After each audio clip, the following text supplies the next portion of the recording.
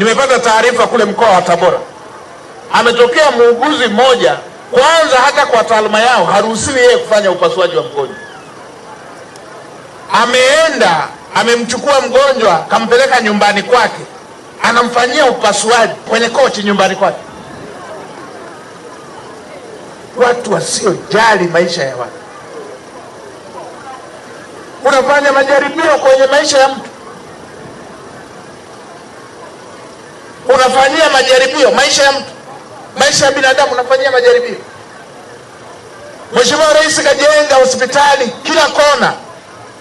Tuna hospitali za wilaya, tuna hospitali za rufaa, kuna vituo vya afya siku hizi vina hadhi kama ya hospitali ya wilaya. Unaenda kumfanyia mgonjwa chumbani nyumbani kwako kwenye kochi. Upasuaji wa tumbo unafanyia nyumbani,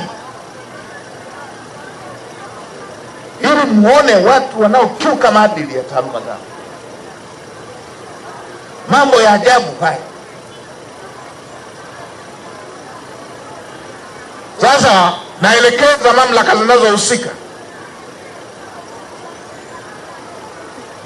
huyu si wa kuhamishwa, afukuzwe kazi mara moja, na akishafukuzwa apelekwe kwenye mkono wa sheria, na wale wanaotoa vibali vyao vya kitaaluma wale wamnyang'anye hicho kibali. Kidogo kidogo tutaelewana. Haya ni mambo ya ajabu. Hospitali zipo, unamfanyaje upasuaji nyumbani?